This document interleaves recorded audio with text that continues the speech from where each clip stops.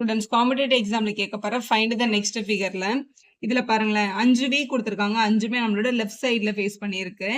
அடுத்த ஃபிகர்ல ஒரு வி மட்டும் ரைட் சைடுல ஃபேஸ் பண்ணி மத்த எல்லாம் ஓல்டு பொசிஷன்ல இருக்காங்க. அடுத்ததுல 2 வி ரைட் சைடுல பிளேஸ் பண்ணியிருக்கு பாருங்க. அடுத்து 3 வி ரைட் சைடுல பிளேஸ் பண்ணியிருக்கு. அப்ப அடுத்த 4 வி ரைட் சைடுல ஃபேஸ் பண்ணியிருக்க மாதிரி இருக்கணும். அப்படி பார்க்கும்போது செகண்ட் ஆப்ஷன்ல தான் 4 வி கரெக்டா ரைட் சைடுல ஃபேஸ் பண்ணியிருக்கு. அதான் உங்க கரெக்ட் ஆப்ஷன். அடுத்த ஃபிகர்ல பாருங்க. அடுத்து வர வேண்டிய இது என்னன்னு கேட்டிருக்காங்க இல்லையா? இது அப்படியே மூவ் பண்ணிருக்கு. இப்ப இந்த பிளாக் சர்க்கிள் இங்க இருக்கா? அடுத்த ஃபிகர்ல இங்க வந்திருக்கு. அடுத்த ஃபிகர்ல இந்த கார்னர் போயிருக்கு. அடுத்து இங்க வந்துருச்சு. அடுத்த ஃபிகர்ல அப்ப என்ன வரும்னா கண்டிப்பா இந்த டாப்ல வந்திருக்கணும். அப்படி டாப்ல வர மாதிரி 2 ஆன்சர் இருக்கு. அப்ப எல்லா ஃபிகருமே அதே பொசிஷன்ல தான் இருக்காங்க. அதாவது ஒரு பிளாக் சர்க்கிள்னா அதுக்கப்புறம் சர்க்கிள், அதுக்கப்புறம் பிளஸ், அதுக்கப்புறம் மைனஸ் வரணும். ஒரு பிளாக் சர்க்கிள் அப்புறம் ஒயிட் சர்க்கிள் பிளஸ் அடுத்து மைனஸ் தானே வரணும். அப்படி பார்க்கும்போது செகண்ட் ஆப்ஷன்ல தான் சரியான வேல்யூஸ் கொடுத்துருக்காங்க. இதான் உங்களோட கரெக்டான ஆப்ஷன். இதே மாதிரி ஒரு ஃபிகர் தான் இங்கேயும் இருக்கு பாருங்க. இது ஃபர்ஸ்ட்ல இருக்கு. இதை ட்ரை பண்ணி உங்களோட ஆன்சர் கமெண்ட் பாக்ஸ்ல சொல்லுங்க.